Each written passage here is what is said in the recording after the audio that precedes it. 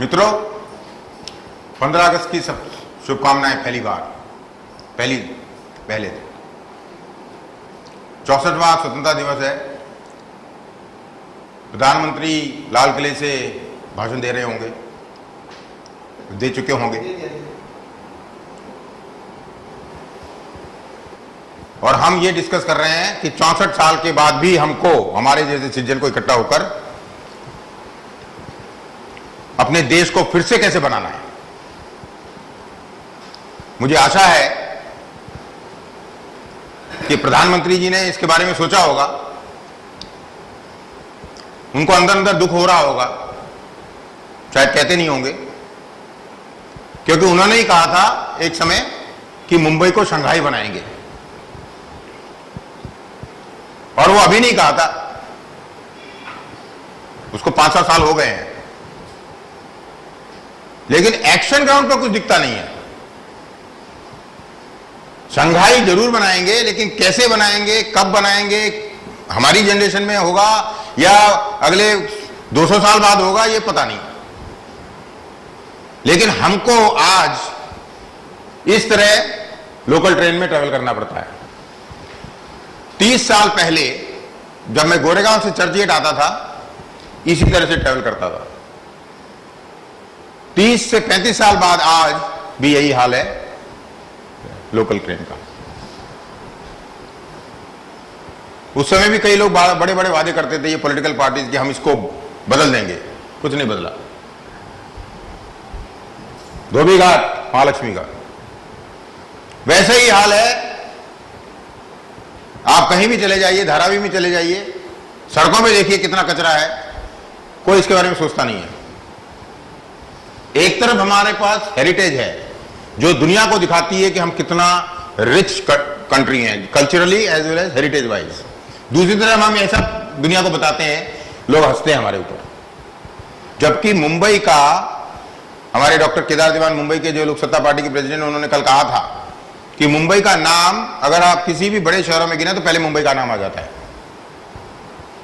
लेकिन उनकी परिस्थिति और हमारी परिस्थिति में क्या डिफरेंस है, ये यहां दिखाई दे रहा है। इसलिए लोक सत्ता पार्टी ने 2009 से एक integrated inclusive vision for Mumbai बनाया है कि मुंबई को ऐसा शहर बनाया जाए जिससे कि इसकी गिनती क्वालिटी ऑफ लाइफ और ह्यूमन हैप्पीनेस इंडेक्स में नंबर 1 पे हो दुनिया में। इस पर नहीं हो कितना पैसा कमाता है, लेकिन क्वालिटी ऑफ लाइफ सिटीजन की जो है वो नंबर 1 पे होनी चाहिए। ये गोल है इस विजन का।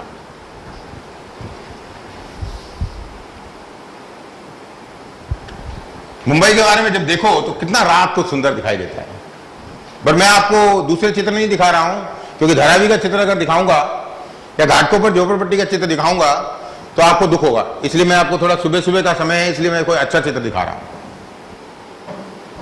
और क्या है, ए दिल है मुश्किल जीना यहां, जरा हटके जरा बच के, यह बंबई मेरी जान। हम लोग बड़े खुश रहते हैं इस गाने को सुन, भूल जाते हैं। इन गानों की वजह से अभी तक हम बचे हुए हैं, क्योंकि इसके पहला वाला जो चित्र था, अगर वही रहता जीवन में तो सत्यानाश हो गया होता। कम से कम ये गाने हमको बचाए हुए हैं अभी तक, जिसको प्राइम मिनिस्टर या सभी पॉलिटिकल पार्टी बोलती है मुंबई इज रेजिलेंट। बार बार पिटते रहो लेकिन खड़े रहो, हम नहीं कुछ करेंगे तुम्हारे लिए। हम सरकार में जरूर करेंगे कुछ नहीं, टेररिस्ट अटैक हो जाता है, गंदगी में रहो लेकिन मजबूत बने रहो, क्योंकि हम उनको आशा दिलाते हैं कि हम ये गाने सुनकर ही खुश हो जाते हैं। समय बदल गया है और बदलना पड़ेगा।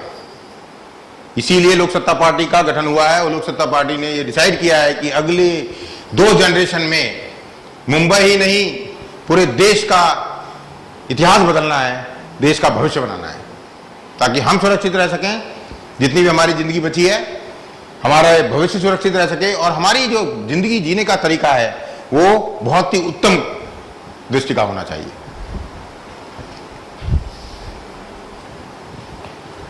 क्या विजन है ये?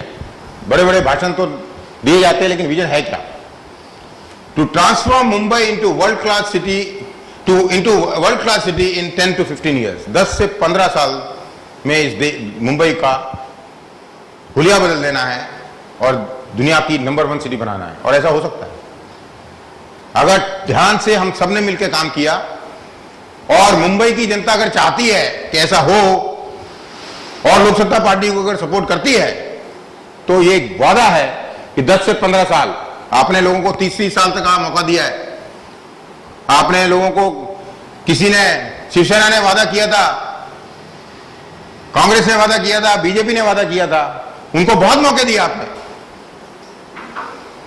अब एक मौका लोक सत्ता पार्टी को दीजिए, मुंबई को ट्रांसफॉर्म कर देंगे वर्ल्ड क्लास सिटी में।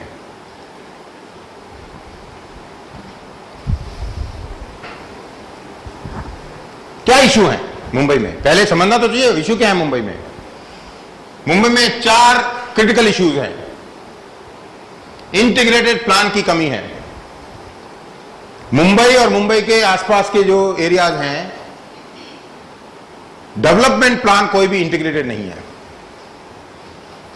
पजामा फट जाता है, जहां से पजामा फटता है वहां थेगड़ी लगा देते हैं, ऐसा प्लान चल रहा है। पूरा नया पजामा का डिजाइन क्या होना चाहिए, किस तरह का शेप होना चाहिए, जो 50 साल अगले आगे तक चल सके, ऐसी कोई कल्पना नहीं है। डेवलपमेंट प्लान बनाते हैं, उसकी प्रोसेस गलत है, बाद में उसको टिंकर करते रहते हैं पॉलिटिकल एडवांटेज के लिए और पैसा बनाने के लिए। मुंबई का अगर पिछला डेवलपमेंट प्लान देखा जाए और जीआईसी ऊपर से अगर फोटो लिया जाए तो बिल्कुल अलग है। सोचा कुछ और था, बनाया कुछ और, कंप्लीट, क्योंकि इंटीग्रेटेड प्लान थिंकिंग नहीं है। ये पहला चैलेंज है। लीडरशिप के तो बार बार खबरों में उतरता रहता है। कौन है मुंबई का लीडर? अल्टीमेटली किसी भी परिवार को चलाने के लिए एक कर्ता होता है, परिवार में एक लीडरशिप लेता है। एक सोसाइटी को चलाने के लिए, हमारी कोऑपरेटिव सोसाइटी, उसमें एक दो लीडरशिप ली जाती है। हमारे मोहल्ले में भी 1-2 लीडर होता है जो सबको मिला जुला के चलाता है। मुंबई का लीडर कौन है? मुंबई का मेयर होना चाहिए, क्योंकि वही लीडर होना चाहिए। लेकिन अगर आप मुंबई के मेयर का नाम पूछे तो 90% लोगों को पता ही नहीं है मुंबई का मेयर का नाम, क्योंकि हमने ऐसी व्यवस्था बनाई है कि जो लीडर होना चाहिए उसको लीडरशिप खाली नाम की दी है, उसको अधिकार कुछ नहीं दिया करने के लिए, और उसको मैनिपुलेट करने के लिए, अपने फायदे के करने के लिए सारे अधिकार जो है स्टेट गवर्नमेंट पकड़े के बैठी हुई है। तो लीडरशिप इज एन इश्यू। तो हमको एक इंटीग्रेटेड प्लान बनाना पड़ेगा, जो लोक सत्ता कमिट करती है कि इंटीग्रेटेड प्लान बनाएंगे। उसकी बहुत डिटेल प्रोसेस होती है इंटीग्रेटेड प्लान बनाने की। लोगों का सहभाग, हर सिटीजन मुंबई का और उसके आसपास का जो इलाका है उसके हर सिटीजन का उसमें सहभाग होना चाहिए, ऐसा इंटीग्रेटेड प्लान बनता है। Urban planning is a major subject in the world. अगर आप म्युनिसिपल कॉर्पोरेशन में जाएं तो अर्बन प्लानर के नाम से एक भी व्यक्ति काम नहीं करता है, सब इंजीनियर्स बैठे हैं वहां। अगर आप किसी भी डेवलप्ड सिटी में जाएं तो अर्बन प्लानिंग डिपार्टमेंट, जिसमें कि बहुत बड़ा सोचना पड़ता है, कि उसमें कई चीजें सोचनी पड़ती हैं जब प्लानिंग करते हैं आप। केवल इंजीनियरिंग, आर्किटेक्ट नहीं काम कर सकता है अर्बन प्लानिंग का। हम लोग आर्किटेक्ट और इंजीनियर से एक्सपेक्ट करते हैं कि अर्बन प्लानिंग करें हमारी। Urban planning is a big subject, और बहुत बड़े बड़े इंटरनेशनल लेवल पे इंस्टीट्यूट हैं जहां पे अर्बन प्लानर्स स्टडी करते हैं, पढ़ते हैं, ग्रेजुएशन होते हैं। हमारे यहाँ ऐसा कोई पहली बार कोशिश की जा रही है अर्बन प्लानिंग, पर पहली बार जो बैच निकला वो सारे के सारे प्राइवेट सेक्टर ले गया। क्यों? क्योंकि आप प्राइवेट सेक्टर रिस्पॉन्सिबिलिटी ले रहा है सिटी डेवलपमेंट की। कई प्राइवेट सेक्टर सिटी डेवलप कर रहे हैं, जैसे लवासा, वहां पे जो लोग काम कर रहे हैं वो urban planner, qualified urban planners हैं। मुंबई या गवर्नमेंट सेक्टर में अर्बन प्लानर्स बहुत कम है और है भी नहीं। चैलेंज है ये। इसी तरह लीडरशिप नाम के लिए है, पावर कुछ नहीं है, अधिकार कुछ नहीं है। तीसरा, गवर्नेंस। कल ऐसे चर्चा की थी, गवर्नेंस में बहुत प्रॉब्लम है। अथॉरिटी किसी के पास है, अकाउंटेबिलिटी किसी और के पास है। कम से कम 19 से 20 एजेंसीज काम करती हैं जो एक दूसरे की कभी सुनती नहीं है। रेलवे से लेके, बॉम्बे पोर्ट ट्रस्ट से लेके, पीडब्ल्यूडी, एमएमआरडीए, एमएसआरडीसी, तो 1000 तरह के एजेंसीज हैं जो एक दूसरे की सुनती नहीं है। गवर्नेंस की बहुत प्रॉब्लम है, ज्यूरिडिक्शन की प्रॉब्लम है। एनक्रोचमेंट अगर आप हटाना चाहें कहीं से, तो वार्ड ऑफिसर या एनक्रोचमेंट अथॉरिटी को 5 पुलिस स्टेशन से कांटेक्ट करना पड़ता है। पुलिस का ज्यूरिडिक्शन और वार्ड का ज्यूरिडिक्शन एक नहीं है। एक कोना वार्ड का एक पुलिस स्टेशन के अंदर में आता है, दूसरा उसी की बगल वाला हिस्सा दूसरे पुलिस स्टेशन के अंदर आता है। ज्यूरिडिक्शन इश्यू है, बहुत बड़े बड़े इश्यूज हैं गवर्नेंस के, वो सेटराइट करने पड़ेंगे। लोक सत्ता पार्टी कमिट कर रही है कि हम करेंगे। फाइनेंसिंग, मुंबई आगे चल के स्लाइड में देखेंगे, सबसे ऐसा शहर है जो सबसे ज्यादा डायरेक्ट टैक्स कंट्रीब्यूट करता है, लेकिन 2 या 3% से ज्यादा वापस नहीं आता है। मुंबई का बजट कई स्टेट से ज्यादा है, 22-23 हजार करोड़ का बजट है, लेकिन ये सब लोकली आप पे कर रहे हैं, over and above your other money which is going to the centre and state. मतलब आप लोकल गवर्नमेंट को 22,000 करोड़ रुपया, ये शहर के जितने नागरिक हैं 22,000 करोड़ रुपए इकट्ठा कर देते हैं बीएमसी को, डायरेक्टली और इनडायरेक्टली, क्योंकि ऑक्ट्रॉय जो ट्रकों से करेगा वो भी आप पे करते हैं, क्योंकि आपकी महंगाई में इंक्लूडेड है, वो कॉस्ट में इंक्लूडेड है वो। उसके ऊपर से आप करीबन 50 से 60 हजार करोड़ रुपया सेंट्रल गवर्नमेंट को देते हैं, और उसमें से मिलता कुछ नहीं है। कितना मिलता मैं आगे चल के बताऊंगा। तो ये इशू है। ये 4 इश्यूज को अगर हमने सेटराइट किया, मुंबई बहुत बढ़िया शहर बन सकता है, जहां पे क्वालिटी ऑफ लाइफ और ह्यूमन हैप्पीनेस इंडेक्स, यानी गरीब से गरीब आदमी भी, उसका भी हैप्पीनेस से उसको टेस्ट किया जा सकता है कि वो खुश है, आज जो हाल नहीं है।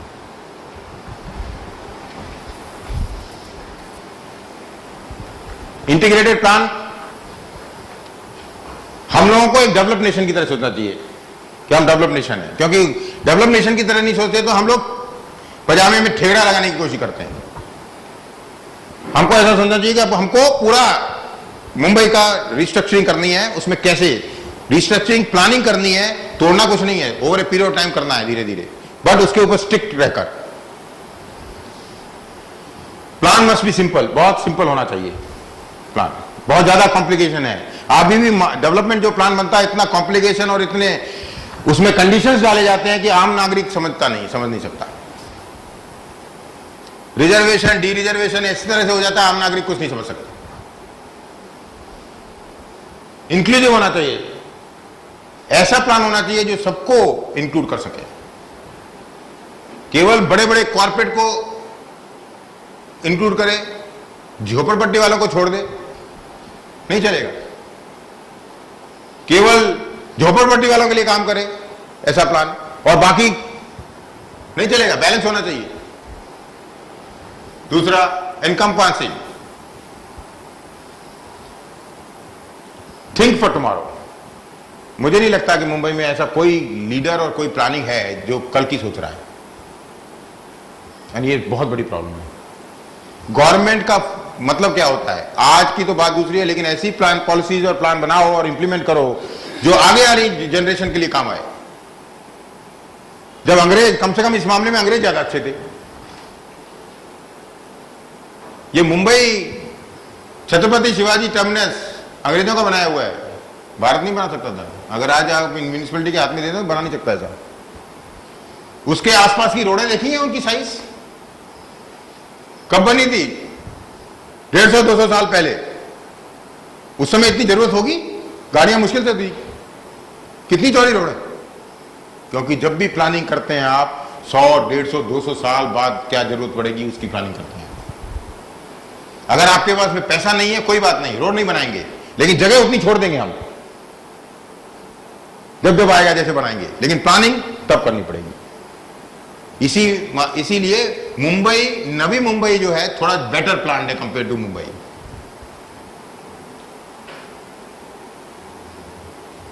लेकिन मुंबई में ऐसा कोई सोचता नहीं है। आज कई गैप फिल गई, मैंने कहा पजामे में फट गया, ठेगड़ा लगाते हैं। और अभी चाहे शिवसेना हो, चाहे कांग्रेस हो, चाहे बीजेपी हो, वो केवल क्या कर रही है? Fill the gap today.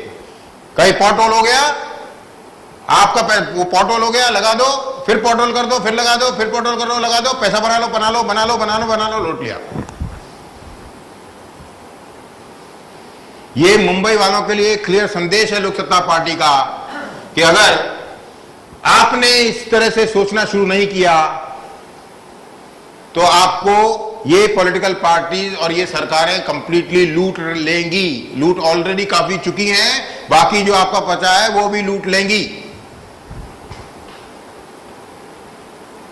और अगर उसको बचाना है, जो लुट गया वो तो लुट गया, उसकी लोक सत्ता पार्टी कोई गारंटी नहीं देती कि हम ला पाएंगे वापस, लेकिन आगे नहीं लूटने देंगे, ये गारंटी बताते हैं आपको। आगे न लूटने देंगे और न लूटेंगे। लोक सत्ता पार्टी आपको लूटेगी नहीं, ये विश्वास दिलाते हैं हम आपको। तो ये एक क्लियर संदेश लोक सत्ता पार्टी मुंबई विजन में लेकर चल रही है आगे।